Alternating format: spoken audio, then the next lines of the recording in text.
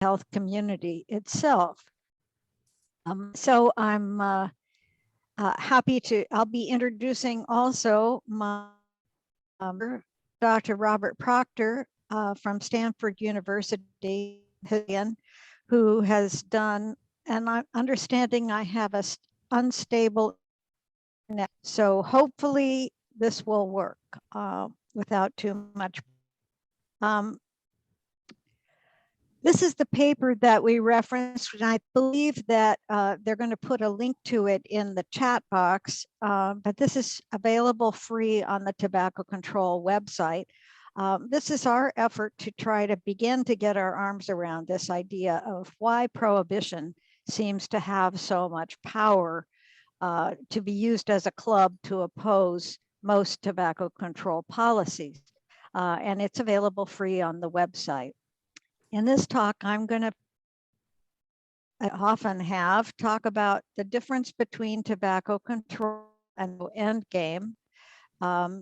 Some of the endgame policies we're working, phasing out tobacco sales as an endgame policy. And we will hopefully give you some ideas about what to say when you hear that's, which you will, regardless of what policies you're pursuing. Now, this is all part of many endgame conversations going on all over the world. So California is really being looked to as a lead in thinking about how do we bring this tobacco disease epidemic to an end. And there have been meetings, summits, conferences, policies developed all over the world that are really seeking to advance to achieve an end game. Now, what is it?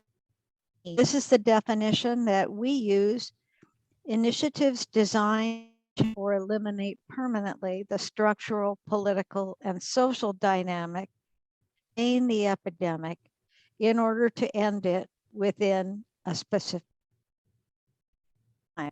When we talk about structural, political, and dynamic, for those who have heard this before, but we're really talking about beyond people taking up smoking. I'm trying to look at the things that are underlying the continued use of tobacco.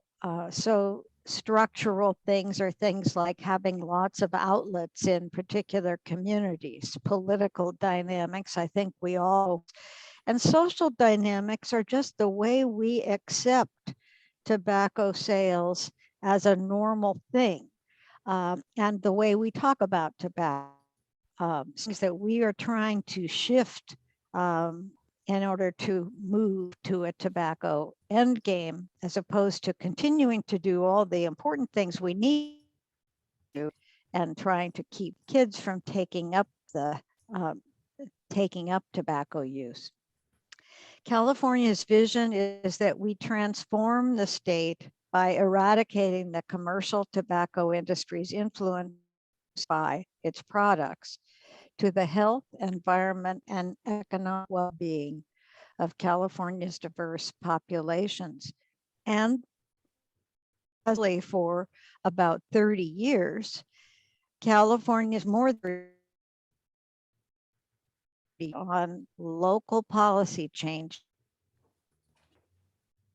media campaign. In moving toward endgame, the Quit line is being rebranded. I'm sure some of you have seen that it is now Kick It California, increased support for people trying to quit, really reframing this so that people who want to quit have more options available for leaders from within the communities that are most affected. Turn off my video. Okay, I'll try that. Sorry. Let me see if I can figure out how to do that here, because I'm taking it that this is still causing problems.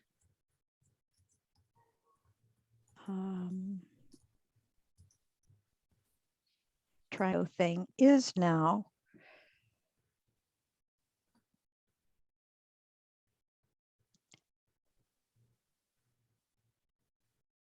Just a minute, let me stop sharing and I'll come back.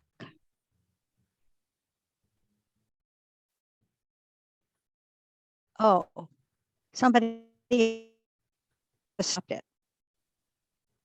So I will now share again. Okay, is that better? I hope. Apologies for this.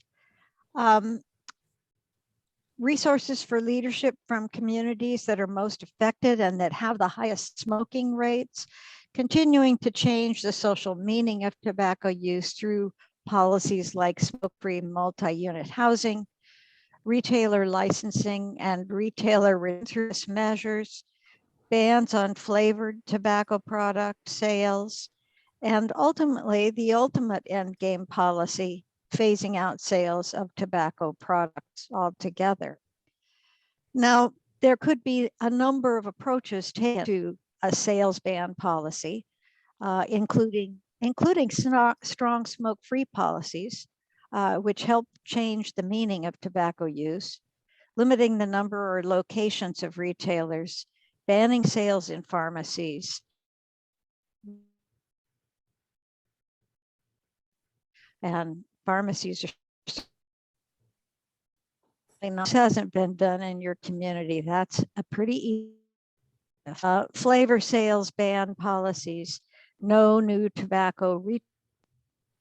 A lot of innovative ways that people have proposed addressing a sales ban, moving in the direction of a sales ban policy. And the important things I think to recognize as you begin thinking in this direction, we've never done before in tobacco control, is that California now is second prevalence in the country among states.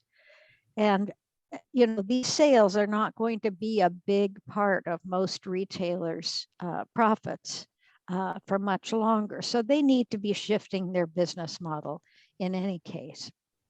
Beverly Hills, as you probably know, was the first US city to end the sale of products. This ordinance went into effect January 2021 and was followed by Manhattan Beach.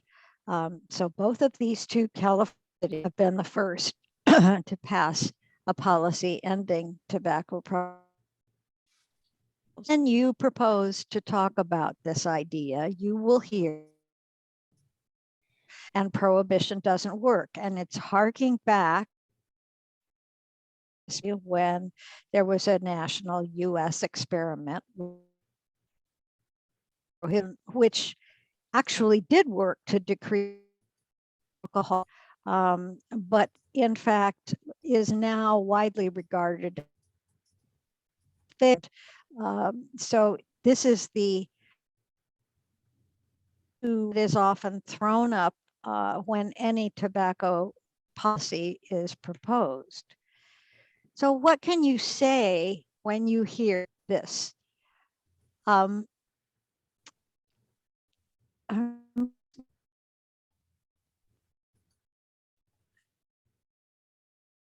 To Libby or Patricia, do you want to take over from? I can advance slides for you. Sure. I can take over. Yeah, or Ruth, you could call in, I suppose. But while you're working on that, I can take over, I guess, although I don't know if you can advance slides and call at the same time. But maybe people can say if my audio is clear. Yes, it is. Okay.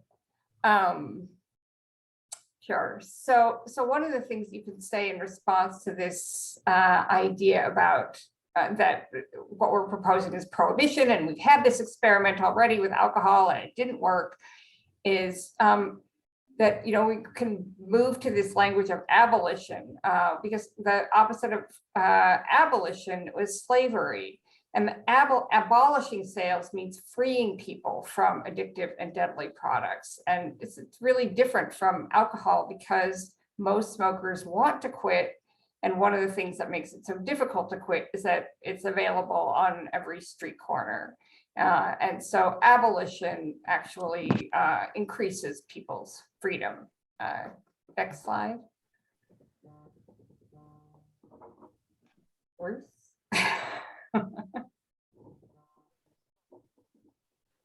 Let's see, MF. Another thing you could say is point out how cigarettes are not normal consumer products, that cigarettes are deadly and addictive, more so than any other consumer product on the market, and that most people don't like being slaves to nicotine. So that's a real difference between prohibiting alcohol and abolishing the sales of tobacco. Next. Can also point out that tobacco companies, of course, aren't just selling to their old customers, they're targeting new generations, and especially, of course, with all the e-products, like Juul and Puff Bar and whatever the latest thing is. But this cycle needs to end. It's one thing for smokers who've always smoked to continue, although of course we should do our best to end that as well. But it's a whole different thing to have a new generation and continuing generations addicted to this deadly product. And abolition can really help address that too. We want to keep the young people free of this addiction. Next. I'm here now on the phone. Can you hear me? Yep. Okay. Thank you, Libby, for taking over so gracefully. And apologies for this. I had my husband reset our modem earlier because it was having this problem. But in any case, here we are. Another thing that you can say when you're confronted with this prohibition accusation is, hey, you know what? Other products have to meet consumer safety standards. Why does the tobacco industry always continue to get a pass? There's something wrong with that picture. So it's really about problematizing this idea that this is a product we can't touch, we can't do anything about it. It would be a mistake to try to touch it. Other dangerous products are and have been phased out or strictly regulated. We don't have lead paint for sale anymore because it was a problem. We don't have heroin widely available in cough medicine anymore because it was a problem. Now we do still have heroin, and you'll get that argument back that, well, we haven't conquered heroin addiction. But in fact, heroin addiction was, until most recently with the corporate fentanyl crisis, was actually at fairly low levels. We'd be happy in tobacco control if we had the levels of use of heroin that we have, but we don't sell it on every street corner because we don't want everybody using it. So these are some of the ways that we can begin to think about talking back to the prohibition accusation. And now I'm going to turn it over to my co-presenter, Robert. I'm going to stop sharing so that Dr. Proctor can share. Did I stop sharing effectively? Yes, that's good, Ruth. Can everybody hear me? We can hear you. We're not seeing your slides. Right. I'm going to share my screen here.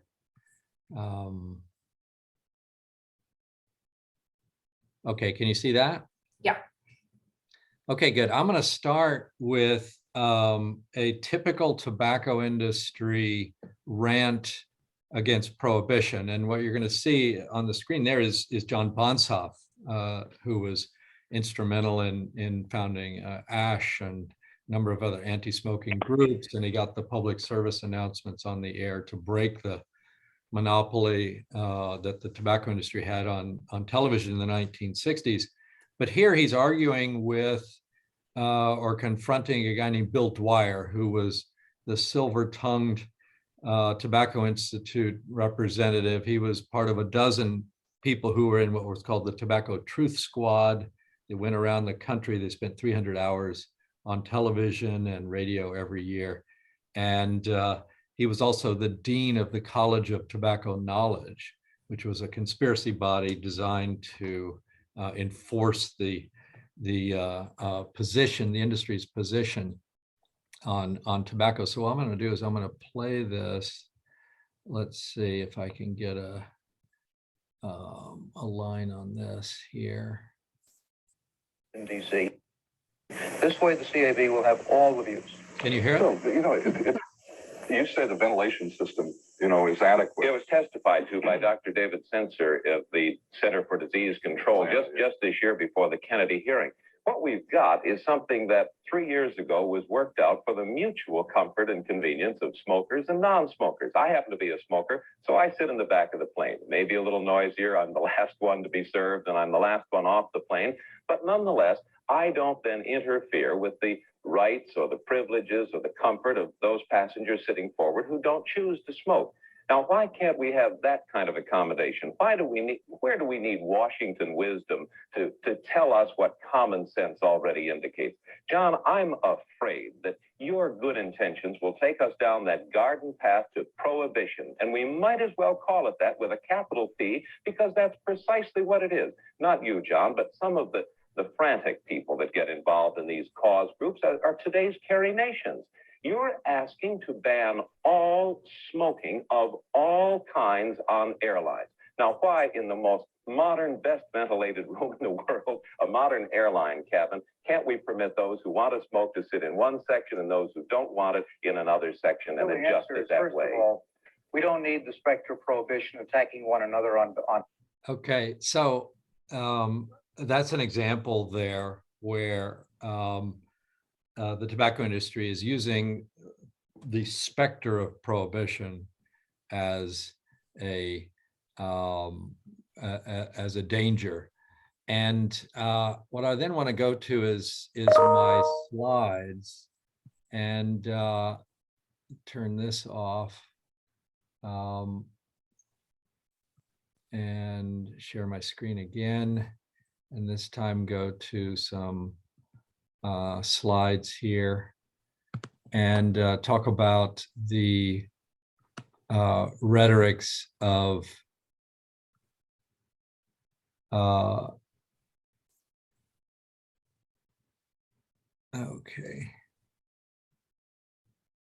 of prohibition and how they've been used. Everybody see that? Mm-hmm. Okay, so basically the fundamental problem is that the cigarette industry has managed to define cigarettes as a form of liberty, as a form of freedom. And this means that ending cigarette sales would be an infringement of liberty. And they've been very successful at this, far more successful than the public health community. When people are faced with freedom versus health, they'll choose freedom. And so there are many examples of the cigarette industry sponsored the Bill of Rights. Philip Morris spent $60 million for a traveling tour of the Bill of Rights in the years of after the bicentennial. And Reynolds presented a 300-pound replica of the Liberty Bell to the Smithsonian. So they're wrapping themselves in the flag. UST, which makes Skoal and Copenhagen, it's actually part of Altria now. They spent $10 million to restore the Statue of Liberty. And again, in each case, wrapping themselves in the flag. And this becomes especially important once the deadly harms of secondhand smoke are discovered. They move to this liberty defense. Reynolds had its Project Breakthrough, which was emphasizing the dangers of prohibition of tobacco products being crime and loss of jobs and more taxes and things like that. And basically anything that was done in the name of public health that was tobacco tinged was denounced as prohibition, banning smoking on planes, as we just saw with Dwyer, eliminating smoking from restaurants, restricting advertising of any kind.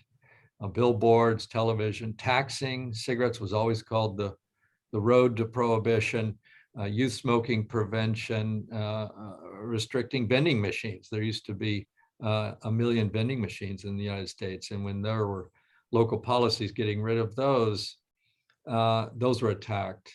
And in the industry secret documents, there are countless examples of this trope, this rhetorics of prohibition used. The 299 documents talk about creeping prohibition. Others talk about backdoor prohibition, prohibition through taxation, de facto prohibition, prohibition doesn't work, and so forth. And there are hundreds of these of variants on this. And this goes back even over 100 years when the American Tobacco Company was claiming that American intelligence was through toasting, was leading us from the world of ignorance into the world of knowledge, with the removal of the ancient prejudice, which they're talking about actually prohibition, the prohibition against alcohol, but in this case also cigarettes. And it's important to remember that 16 different states actually banned the sale of cigarettes from the 1890s up to the last law banning cigarettes was abandoned in 1927.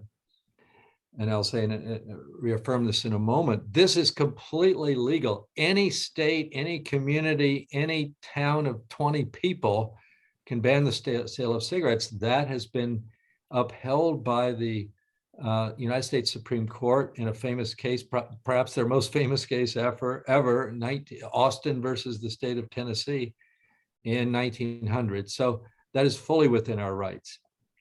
But cigarette makers, especially beginning in the 1980s, wanted to define something they called the right to smoke, as if this was in the Constitution. That's why they funded the Traveling Bill of Rights. That's why they established smokers' rights organizations. And essentially what they were trying to do by the 1980s was to turn cigarettes into speech. And that if you are against cigarettes, you are against speech. And so here we have the Virginia Slims campaign, Find Your Voice.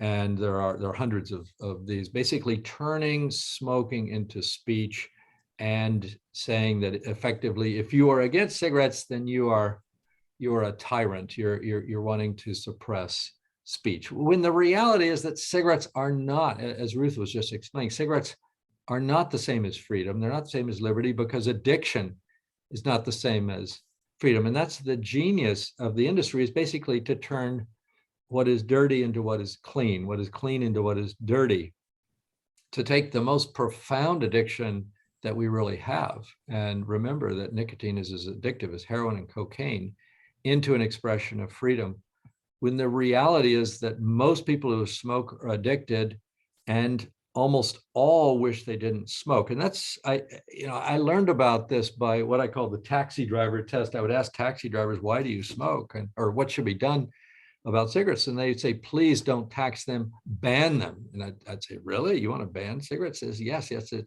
they'll pay any amount because they're addicted. But if they can be banned, that will help to cure the addiction. And so the industry has had this Orwellian genius of turning what is really a form of slavery into a form of freedom. And we need to invert that. And this, by the way, is just one of many rhetorical tricks the industry has. They've convinced us that youth should be called young adults. So they're not targeting youth, they're targeting adults who are young. They've turned addiction into desire or satisfaction. The Surgeon General talks about smoking and health for all those decades, when really it should be talking about smoking and death. They've turned essentially choice into blame, document destruction. They have a code word, tidying up. Cessation is always about consumption. Why is it never about production? And fundamentally, there's this strategy that I call foodification. They equate tobacco with food, beer, chocolate, and other forms of delights. And that is a falsification, because tobacco is not like alcohol. It's not even a recreational drug. The industry in their secret documents is very clear about this. They point out that smoking is not like drinking. It's like being an alcoholic. Smoking is not like drinking. It's rather like being an alcoholic. And this is explicit in many of the industry's documents. They recognize the trick of equating nicotine with freedom. So another way to say this is addiction is not desire, but rather the frustration of desire. And there's been this kind of diminishment of the idea of addiction here with Jennifer Lawrence with her Addict brand of cosmetics. This is important to realize that getting rid of cigarettes, addictive products, is an enlargement of liberty and not a contraction of liberty, which is why we call for abolition. We abolish things that are onerous and injurious and unfair. And this is, so in other words, there's a value slope to every word, and prohibition and abolition have different value slopes. They have different implications. We think about abolition, as Ruth was saying, as ending something like capital punishment or child slavery or child trafficking or slavery. And in other words, when you abolish something, what you're implying is that you're getting rid of something that is enslaving, that is onerous, that is a bad thing. Prohibition implies you're getting rid of a delight, something good. Abolition is about prohibition in that sense is about building walls. Abolition is about tearing down walls. It's about enlarging freedoms. And that's the fundamental point, is that cigarettes don't enlarge human liberties. They contract human liberties. It's the difference between shackles and the breaking of shackles. Most smokers, again, are addicted and wish they didn't smoke. And here the regret studies are so important that many people have done, showing that 90% of smokers wish they had never started smoking. There's no other consumer product like that. And what that means is that by abolishing cigarette, you can actually fulfill that goal. Now, of course, there's questions, there's objections people raise. Won't this lead to a black market? Well, I don't think it will, again, because of this fundamental fact that most smokers wish they didn't smoke. This will, getting rid of cigarettes will enable, cigarette sales is what we're really talking about, will enable people to be free from the addiction. But even if it did lead to a small black market, and that you might well find that would be no worse than what we have now. And historically, don't forget that the industry has been a big supporter of smuggling. They've been convicted on that grounds for many years. They've coordinated a lot of global smuggling efforts.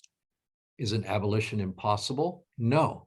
Every state, every local community, every tiny town has the power to ban the sale of cigarettes overnight. And your town could be next. I mean, this is really a way, I think, to take a stand.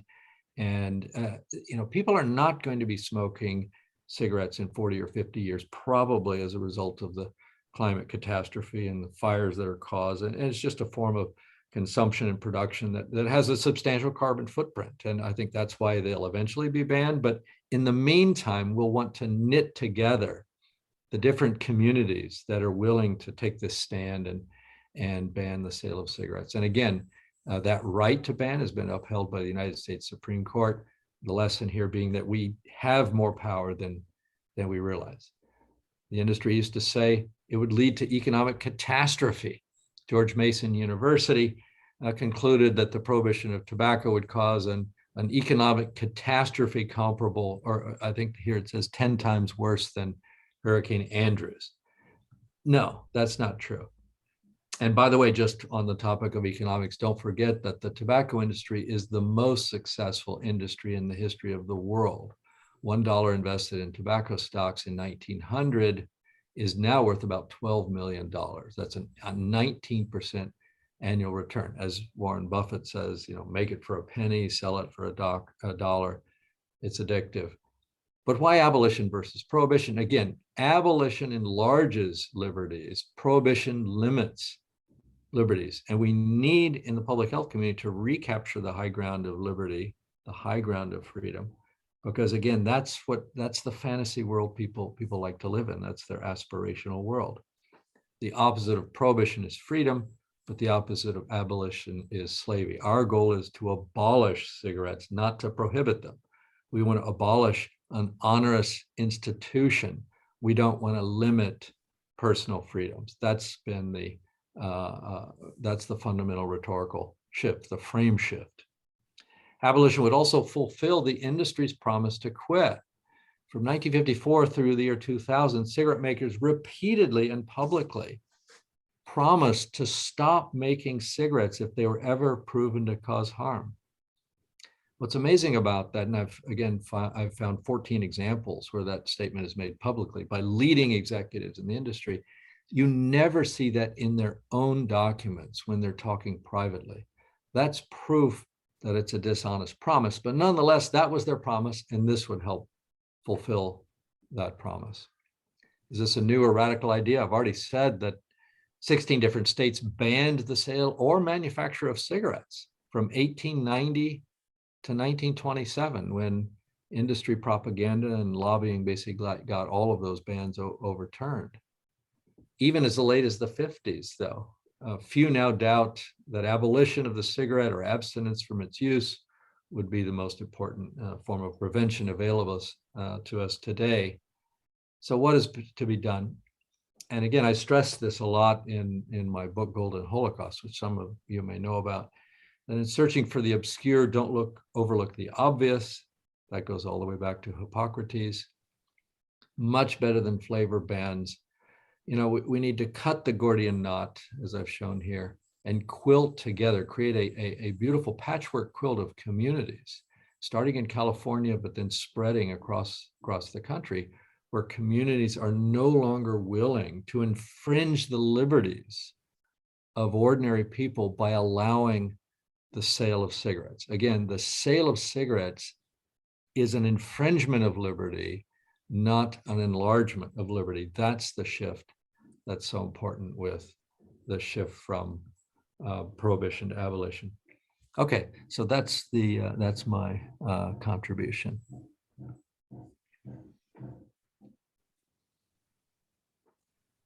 Okay, thank you, Robert. Maybe we'll go back and I will share my screen with some last thoughts on sort of summarizing what can be said. Just a minute, let me go to my technical difficulties.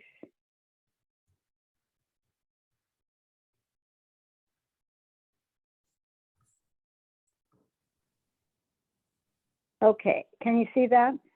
Yes. Okay, just to summarize some of our key points here, I think understanding that we don't have to play on this prohibition playing field. This is a tobacco industry term. This is a term that they have used as a club for decades to keep people from actually getting at the truth about their products. Abolition means freedom. It means freeing people from the sale and promotion of these addictive and deadly products. Reminding ourselves and reminding other people that most smokers want to quit. Decade after decade, surveys show that 70+% of smokers always say they want to quit. And we've also seen from recent research that availability, having ease, having a retailer very close to you or easy to get to, makes it much harder if you're trying to quit to be successful at it. So we know that we are contributing to challenges in quitting smoking. Quitting smoking is not only hard because the product is physiologically addictive, it's hard because the product is for sale everywhere, like a normal consumer product. And yet cigarettes are not normal consumer products. Most people don't like being slaves to nicotine. And we really need to end this cycle. So, and again, looping back to the idea that other products have been phased out, have been more strictly regulated, have to meet consumer safety standards. There is something wrong with the picture here. So I will stop. So these are just some.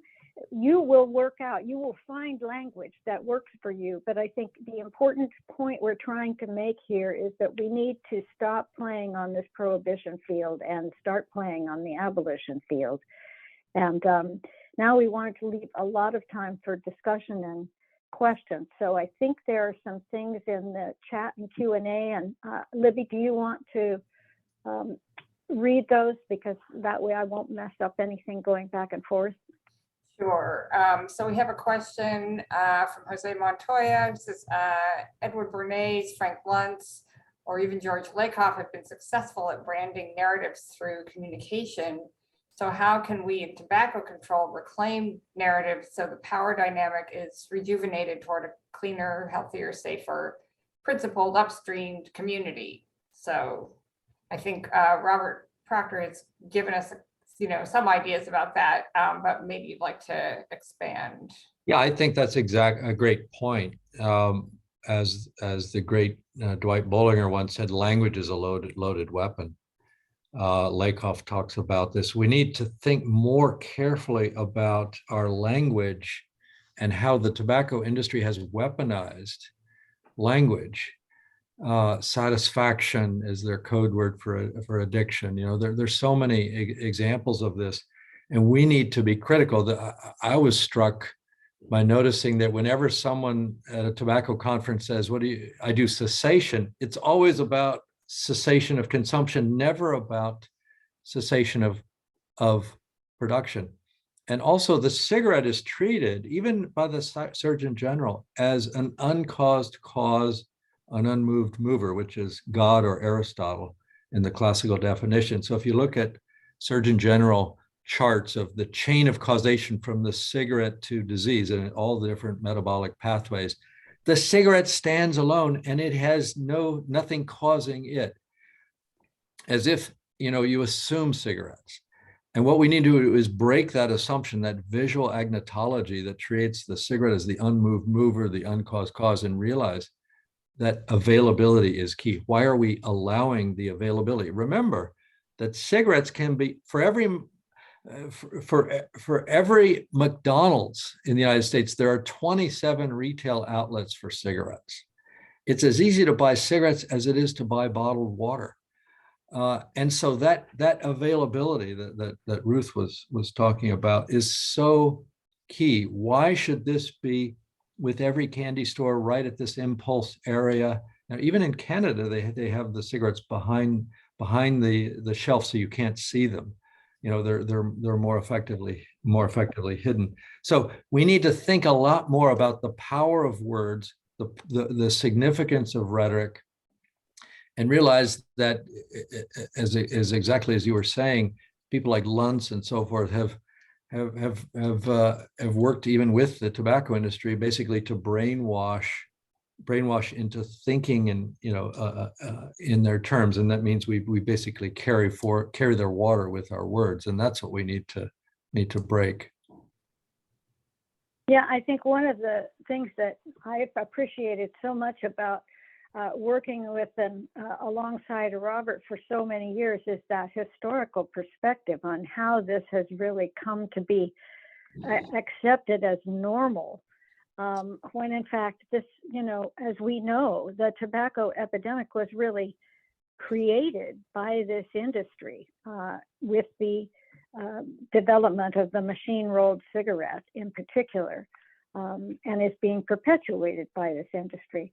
I just wanted to call attention to a very nice comment here in the chat from Jose Montoya about rural areas where they are making this argument that, doing, stronger tobacco control is our slippery slope to socialism idea. And the response is, actually, we are all for corporate social responsibility and take responsible corporate governance to heart. What we do not prefer is irresponsible big tobacco spending billions to get me, my family, and neighbors becoming addicted to chemically induced nicotine products. We love our community, and as the richest country in the world, we want our communities to be healthy and responsible. I really like that framing. Robert, I don't know if you have other. Oh yeah, the symbolism point is crucial. I mean, what other product makes men more masculine and women more feminine?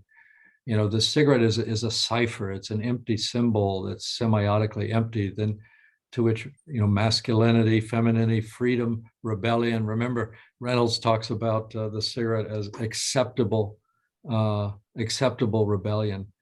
And they've always understood not just the power of words, but the power of images. And we need to think much more about imagery as well. The tobacco industry, remember, they study what images most effectively break the parent-child bond, because that's the fundamental bond that must be broken to get new smokers or replacement smokers. They call them rookies, triers. And they decided that it's the horse. The horse of all symbols is what most effectively breaks the bond between parent and child, and then it becomes the motorcycle. And so they've thought very carefully about what bonds need to be broken, and that kind of symbolic work is something that really needs to be done. And on this question of slippery slope, we ran into that a lot when we were trying to get cigarettes off campus here at Stanford. And the provost was always saying, oh yeah, there's a slippery slope. Next you'll be banning, God knows what, chewing gum or something. But it's the least logical argument, slippery slope. It's like saying, if you put food in your mouth, what's to prevent it from putting it in your eye? A slope is only as slippery as you let it be. And so this, again, Ruth and I and others have thought a lot about this, and we're really talking about banning the sales, not the use. So we're not talking about criminalizing behavior. That's very important. And this, of course, the tobacco industry has been effective in marshaling communities to say that even a menthol ban would, criminalize a new type of behavior for Blacks, for example. That's really not in the cards. What we're talking about ending cigarette sales is not about ending the behavior. If you want to, grow tobacco in your front yard and smoke it, fine. But we're talking about a product that is too dangerous to be sold. Remember, this is a defective product, which means it's not inherently dangerous, but unnecessarily dangerous, avoidably dangerous, needlessly dangerous. It's a car with bad brakes. And the industry has known this, has known this for decades. So well, that takes care, I think, of our next question, which was about how to respond to people who claim that if we want to remove addictive products, we should also remove caffeine and sugar, et cetera. But if you have anything else to add to that, that would be great. Well, the tobacco industry for decades has tried to equate nicotine with caffeine. Again, I call it foodification. Cigarettes are not like sugar. They're not. There are some overlap, and actually, sugar is actually the main reason that cigarettes are defective, because the sugar, when it burns, makes acids that neutralize the alkaloid that allow the smoke to be brought into the lungs. But that's kind of a separate issue. That's more of a legal issue. Tobacco is not food. Tobacco is not alcohol. When we say prohibition, just the saying of that word, we can't prohibit tobacco. That's calling up images that equate cigarettes with beer, cigarettes with whiskey, and that's a false equivalence. Whiskey doesn't kill 60% of its long-term users. People don't use marijuana and say, oh, I wish I didn't use marijuana. There's not the same regret study. So it's very important to link cigarettes with smallpox, lead paint, heroin, other banned objects that we no longer feel are consistent with life, liberty, and the pursuit of happiness. Great. Okay. The next question is, has anyone considered doing a side-by-side of all the OG tobacco industry tactics with the exact same tactics that we're seeing today? There has been some work done on that. I mean, we do see a lot of similarities. I don't know that I've ever seen a side-by-side, but that would be a nice resource. Maybe we should make a note of that, Libby and Patricia, and we can work on developing that as a handout or something. We can consult with you, Robert, because I do think it would be helpful. Because of course we are all faced with the tobacco companies now saying that they're now the new public health tobacco companies, and they really want to get out of the cigarette business, and they really have all these products that are so much healthier for you, and they're just trying to be part of the solution. And we've heard all of that. So there are definitely some parallels that I think can be drawn with these historical circumstances. Yeah, that would be great if they would stop selling cigarettes, but so far all of this other stuff is window dressing, so long as their bread and butter is still all in the Marlboros and the Camels and the Newports. And now that does raise a question that I haven't seen somebody ask yet, but you know, we do focus primarily on cigarettes because cigarettes do remain the industry's largest source of profits, and they have not stopped promoting them.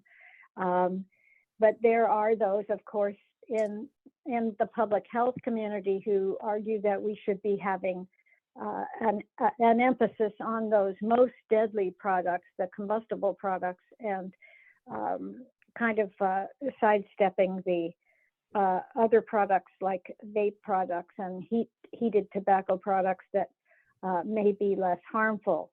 Do you have comments on that, Robert? Well, there certainly is. I agree with those who say there's a continuum of harm, and we're not absolutists. The lion's share of the harm are cigarettes, but I think that's up for each community to decide. And it's an open and an honest question. You know, are we talking about all combusted products? Are we talking about only cigarettes? Are we talking about all nicotine products? And there is that continuum of harm. And I think that's an open question, and it can be done on a case-by-case basis. But it's absolutely certain that cigarettes are the 90% of the problem. That's the, you know, no one is saying Juul is the leading cause of death in the United States. Cigarettes still kill 500,000 Americans every year. You know, 40,000.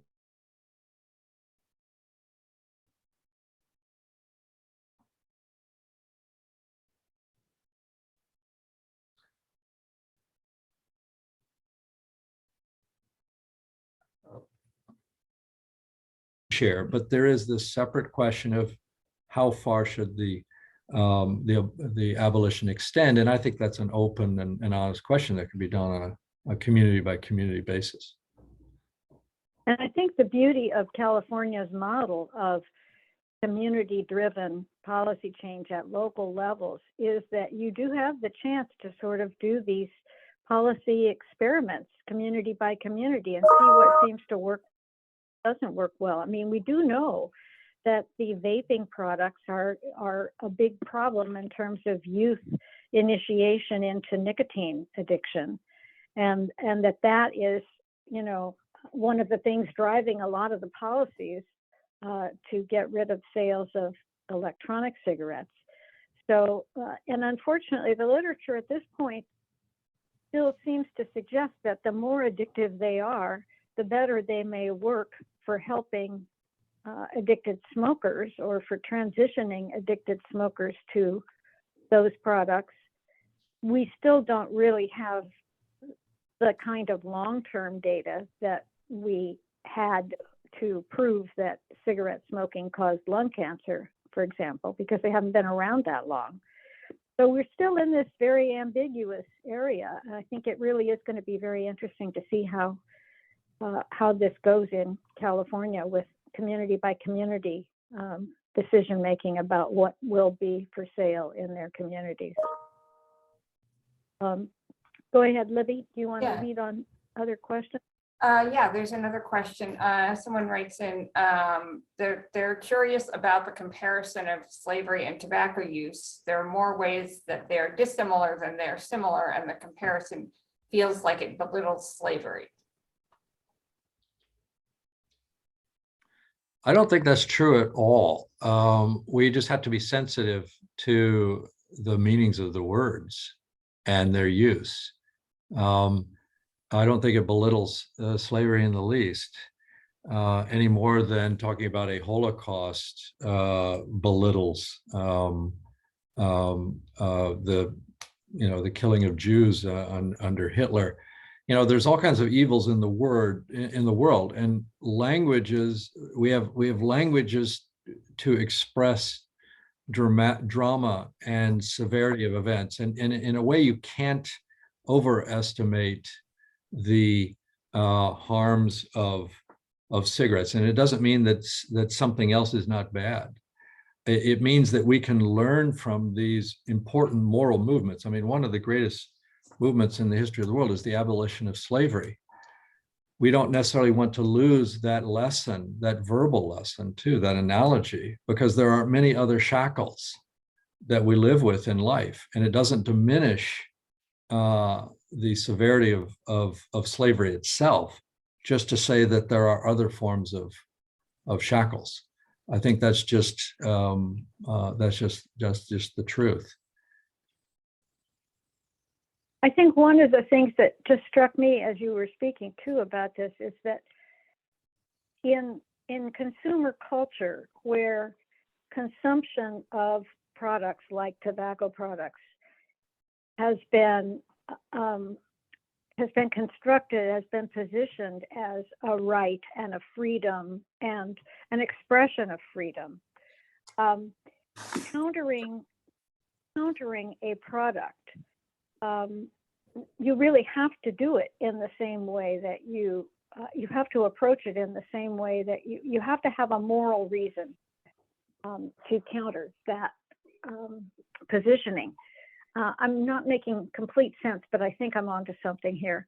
But this is really, and this is, I guess, what I would say to attendees in terms of this whole discussion. I think part of what we are faced with this prohibition question is putting into language in better and new ways the basic moral problem of selling products that addict and kill people. We have to find new ways and better ways to sort of break that tie between this and some idea of consumer freedom. Yeah, I think that's right. And if you think about, abolition is used, we talk about abolishing child labor, we talk about abolishing capital punishment, we talk about abolishing trafficking in different kinds. None of that diminishes the reality of the horror of slavery. None of that does. It's just an extension of the use of that term. And again, it does, I think, hint at the need to use powerful language when it's demanded. Now, in the case of cigarettes, we have this world where the tobacco industry is defining the terms and basically saying that any prohibition, any stopping of tobacco is going to hurt liberty. So they're the ones abusing the language, and we need alternatives. And I think there are alternatives. You can talk about banning sales. In other words, you just don't have to use the language of prohibition, because that's the bogeyman that keeps coming up again, and it calls up these false historical analogies and is really, really quite inappropriate. And that's, in that sense, that's the brainwashing that the tobacco industry has been doing with their geniuses. Remember that great Marlboro study, internal video, that the advertisers did for Marlboro, where they talk about this. The genius of Marlboro is that it equated. They call Marlboro a world of heroic men in a world of freedom. In other words, freedom is built into that whole landscape of the great Western outdoors and the cowboys and the open range, all of that, with the horses that break the bond of the parent and the child. All of that is designed to create this myth of freedom. And that's the challenge, is to break that mythic freedom that the industry has been so good at creating. Well, and I think I would just add too, because I know Carol Magruder has used the abolition comparison very effectively in educating African American communities about the role that the tobacco industry has played in encouraging addiction and the racist practices of the industry. So I think it is not belittling slavery at all. But I think it is drawing a strong parallel with what has actually taken place over the last a little more than a century in terms of addicting and prematurely killing millions of people. Other questions, Libby? There's a comment about this who says, if we continue to let the industry find new ways to thrive and replace their products with something else, the cycle will never stop. They'll always be coming back with something new and addictive. Okay, We'll Libby always has be playing frozen, catch so up. now we're spreading around the freezing, and I will read the dear. final question that we have in the Q&A We'll box. have some chat in here. Yeah. too.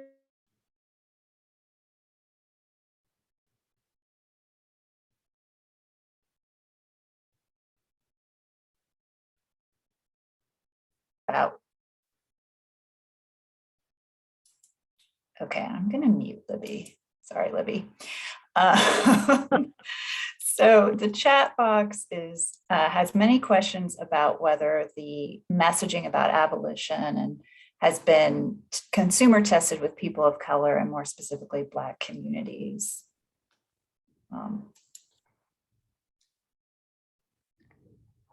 I don't know the answer to that. That's a good question.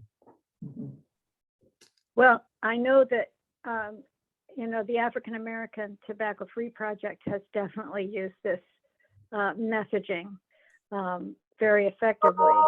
I don't know, Carol, if you're still on, but she was on earlier, I believe. And I guess we can't let others talk out loud, can we? Because they're not already identified as speakers. Well, Carol Magruder has commented in the chat box. I think a lot of messaging is about the messenger.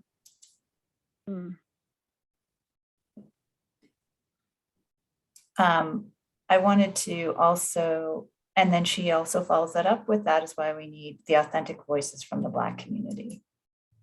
Exactly. I also wanted to follow up on a couple of comments that were in the chat box earlier. And there was one question from someone about if there's more information to be shared on the carbon footprint of cigarettes. Yeah, I have a whole section on that in Golden Holocaust. And cigarettes that's my view as to why they'll eventually be banned, is actually because of the carbon footprint. There's a huge amount of advertising, ink, printing, transport. It's very costly. A huge proportion of deforestation is from making the charcoal that's used in flue curing. And cigarettes are also a leading cause of fires themselves. And possibly most important, remember that the cigarette industry has been historically bonded with big carbon, big oil, in producing anti-tax, anti-government, anti-regulatory ideologies and political movements. There's that great Nisbet book on how big tobacco and big oil created the Tea Party.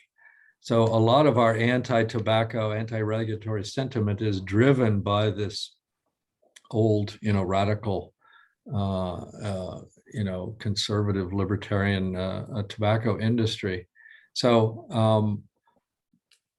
I think that it's definitely a substantial part, and there's some life cycle assessments that I report in Golden Holocaust. Other people have worked on this as well.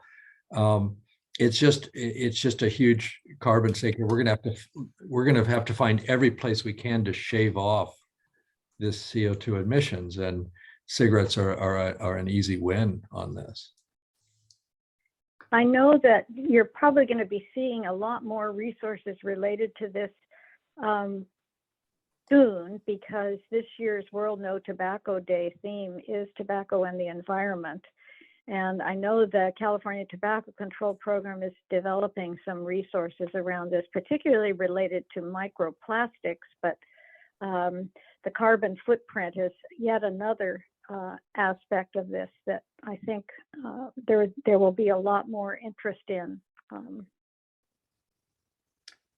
Good questions. All right. There was another question in the chat box asking about the type of language to use to counter the harm reduction language that's being used by the tobacco, cannabis, and vaping industries. Which term is best to use instead, and how can we explain this to elected officials and school boards who are confused by industry promoting harm reduction? Well, I think there's a lot of possible answers for that. One of the easiest is that much of harm reduction is really harm extension. And, if a 12-year-old is not already using cigarettes, it's certainly not reducing their harm if they start juuling or vaping or using an e-pen or something like that. So that's one approach to take. The other is to realize that of the three fundamental defects of cigarettes, namely inhalability, addiction, and combustion, the vaping really only gets rid of one of those. It's still inhaled. The patents show it going into the lungs. It's still addictive. And it's not even entirely not burned, because it's heat. It's really heat and burning rather than heat not burning. Even cigarettes are not exactly burned. It's a process known as destructive distillation, which is a combination of pyrolysis and pyrosynthesis, aerobic and anaerobic. And so even a cigarette is more like a boiling kind of combusting combo. And cigarettes have a lot of, even vaping devices have a lot of that similar chemistry. Okay, so another question to the sidestepping issue: if we continue to let the tobacco industry find new ways to thrive, replace a product with something else, this cycle will never stop. They will always be coming back with something new and addictive, and we will always be playing catch up with research, waiting for people to die so we can, as public health, say, hey, look, there's a problem. What's the danger of saying we want abolition of the industry, period? So that may be more of a comment. Well, I think you see in the vision statement that I put up in my earlier slide, the focus on the industry in California's vision and goal is to end the tobacco industry's influence. So I guess it falls short of saying we want to abolish the industry, but I think clearly ending the industry's influence in California is a major focus of the endgame campaign in California. And I think that is really, maybe people who have been working in California for a long time don't really realize that that's really quite revolutionary for a state-funded, government-funded program to say they want to end the tobacco industry's influence and the effects of the sale of its products. I mean, you just don't find a lot of state tobacco control programs that bold. But I think it's timely, and I think it's really absolutely needed, because we cannot we can never end this epidemic by just continuing to say, don't smoke, kids, and here, try to quit, people who are already addicted. I mean, we just are never going to get there. It's just going to be this endless game. And the game of inventing new products is one that we just see this massive proliferation of new products coming on the market now, which is one thing that's very important. I think that all of you who are working at local levels and visiting retailers is to really keep an eye on what is turning up, because there are so many new synthetic nicotine products and non-nicotine products, and just the range of new products that is being put onto the market now is just, it's almost impossible to keep up with. But it's very important that we try to, and that we alert each other when we see them. So I do think that we have to have this vision that we are about ending this. And I think we can't just focus on one product. Yeah, another way to view it is sort of complementary. That is, you win on simplicity, you lose on complexity. The tobacco industry has been very good at weaponizing complexity. And by the 1970s, they had launched a war on the whole idea of complexity, on the whole idea of causality, saying that, it's so complex, who's to say, nature, nurture, what's really involved. And so to cut that Gordian knot, you can do something simple like banning the sale of cigarettes. That's very simple. I think some of the easiest policies are the simplest ones, and without getting bogged down in the weeds. But yeah, the problem is not, I don't think, really so much the industry as their product. In other words, they would happily make something else, I think, if they could, do it. They're just there to make money. They don't really care what they're making at the end of the day.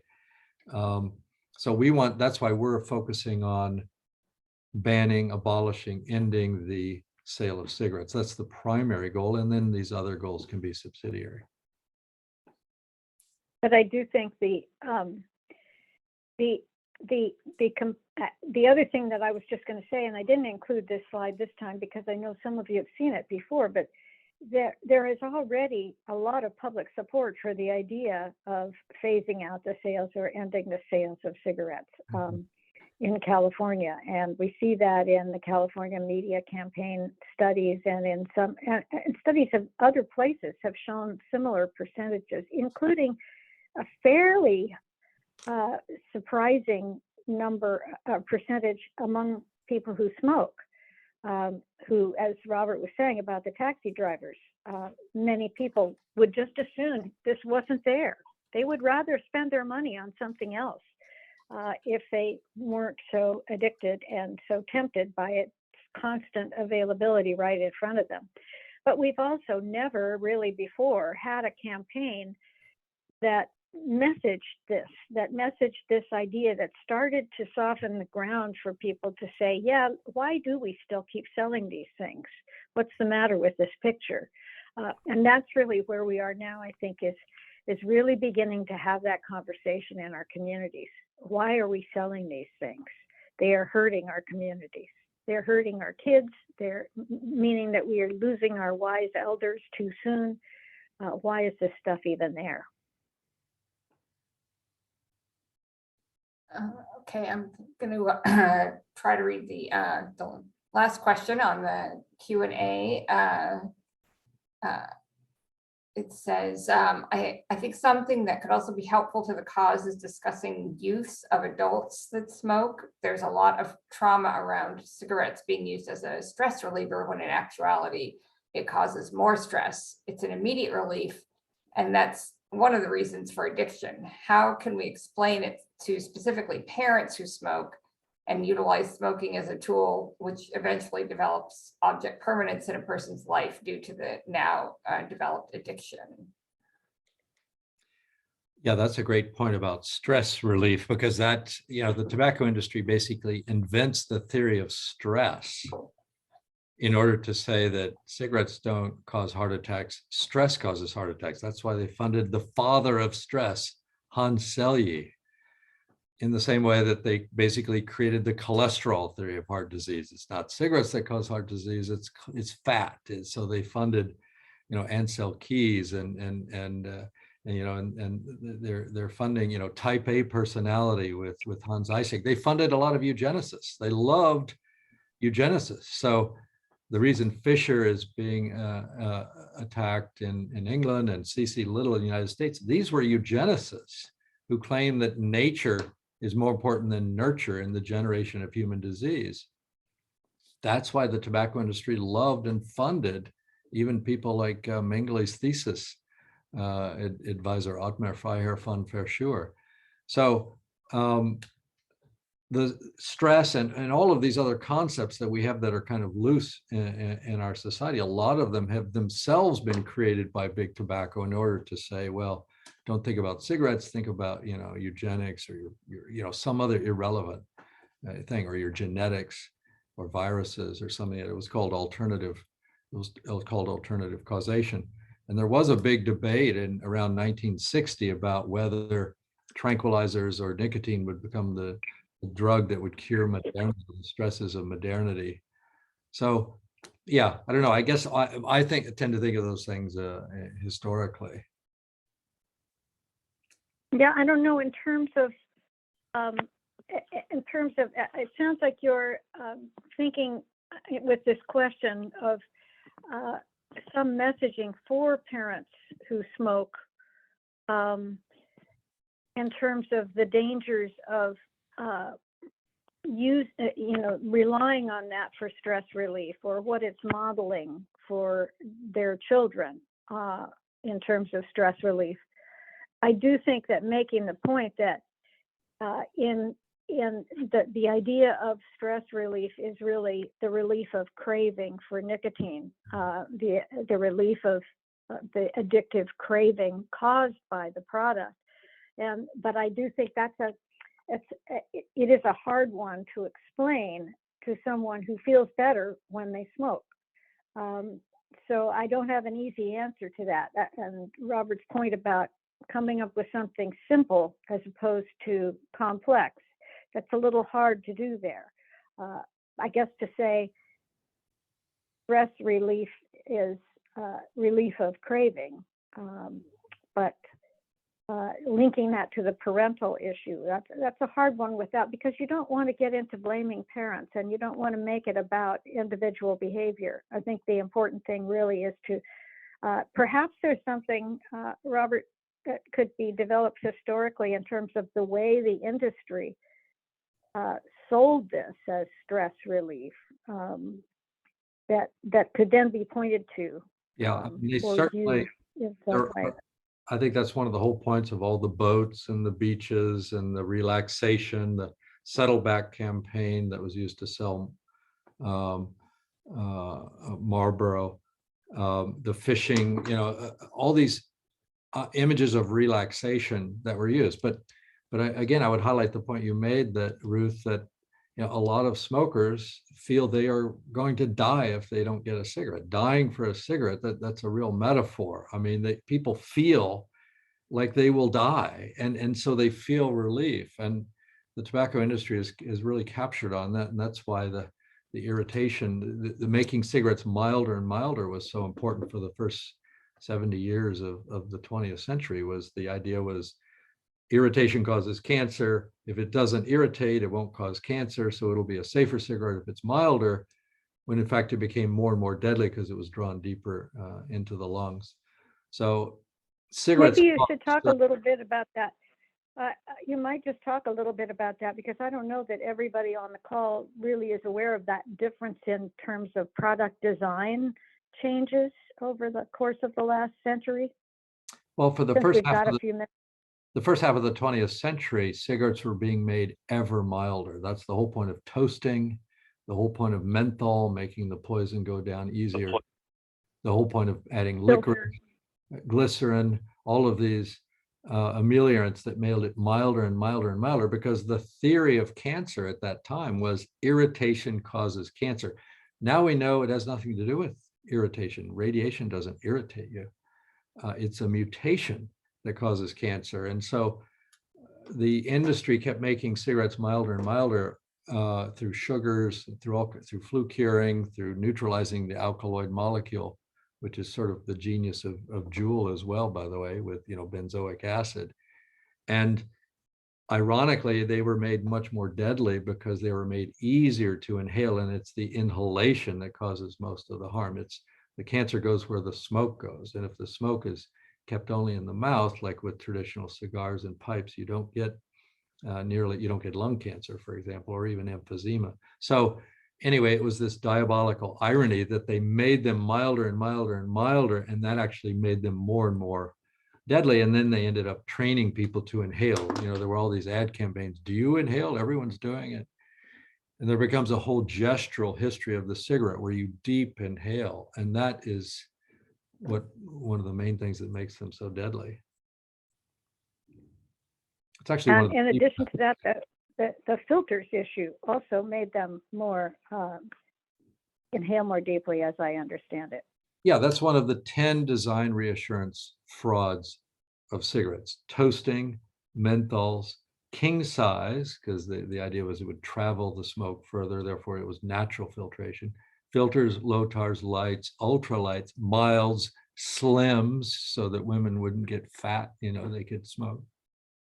And then finally, additive-free, natural, and organic. So those are the 10 designs for reassurance frauds, all of which were represented as being safer, none of which made them any safer. And in fact, most of them made them more harmful. Well, this is a nice, I'm just looking at the chat also in relation to that question about stress. And Therese says, it's similar to being dope sick, and that's a concept people understand with the opioid disorders, which is, I think, a very good point. You're dope sick, so you want a cigarette to deal with your stress. Making that parallel for people may be helpful. Well, I think, let me just go back here to our key points. Hopefully this is helpful in having you beginning to think about how you can respond when people come at you with this prohibition term. And hopefully we've not only made it, given you some tools, but made it a little simpler to agree that you don't have to plunge into arguing the merits or demerits of prohibition. You can simply talk about abolishing sales of products that are killing people, and that is a much more effective approach. We still have lots of work to do in terms of getting people comfortable with shifting this conversation, but it is part of what we're in the process of doing in California and in other places. This is, I think I want to just sort of end my part on that note, which I think is really important. Is a few years back, this was kind of a new conversation. People were really not sure what to think about this idea of an end game, but it really is now a global conversation that is being watched. California is being watched by other places, but other places are also taking a lead and calling it endgame and saying, this is our goal. We are going to take additional measures. We are going to do something about this. So, and reducing the number of retailers or eliminating sales or phasing out sales is part of that conversation. So it's a very exciting time to be working in California, I would say. And we are looking forward to seeing where this all goes. We'd be happy to hear any feedback you have on this discussion and any ideas that come to you as you begin talking about it. Robert, do you want to wrap up with any last thoughts? Well, just the general point that we have the power. We have more power than we often realize. The cigarette industry wants it to make it like cigarettes are in the Constitution, that without cigarettes, we have no freedom. That this is, and in fact, there are tobacco leaves carved into the Capitol, but it doesn't mean we have to bring them into our lungs. No one was going to be smoking cigarettes in 30, 40, 50 years. I'm confident of that. So it's really just a matter of when and how soon. And really the time is now. Any community can abolish the sale of cigarettes essentially overnight. It's surprisingly easy, surprisingly simple, and it's kind of stunning that we've been so myopic in recognizing this opportunity.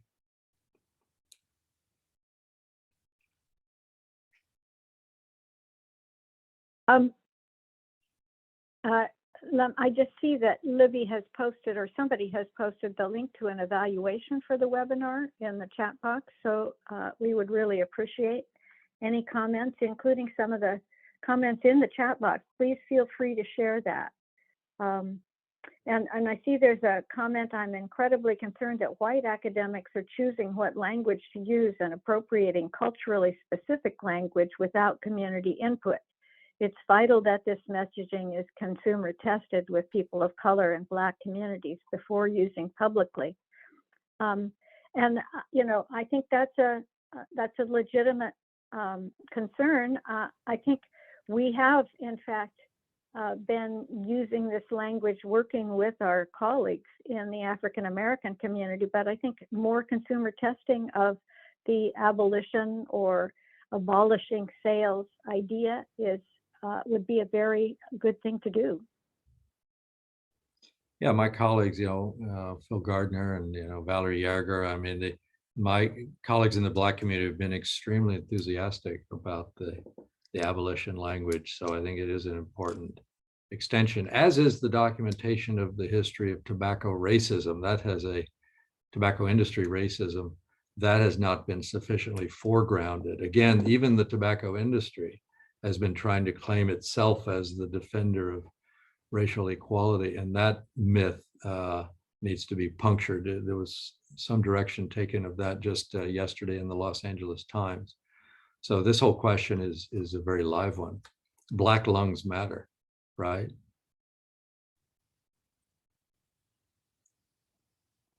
Well, on that note, I think if there are any other comments that people have, or feel free to email any of us directly. Libby, do you want to put our emails in the chat box? Well, I guess they have our emails because they got an email, at least from you for the registration. So please email us with additional comments, or if you have additional thoughts on this or critique, we would really appreciate it and value hearing from you. And I hope that you have found this helpful. We really appreciate the lively discussion of an area that is really still formative in many respects, but that we have to address. We can't not address the idea of prohibition because it's going to come and you're going to be meeting it. So having some thoughts ahead of time about the language and that you can use, the things you can say in response, is going to be really important as we move to a tobacco endgame in California and everywhere.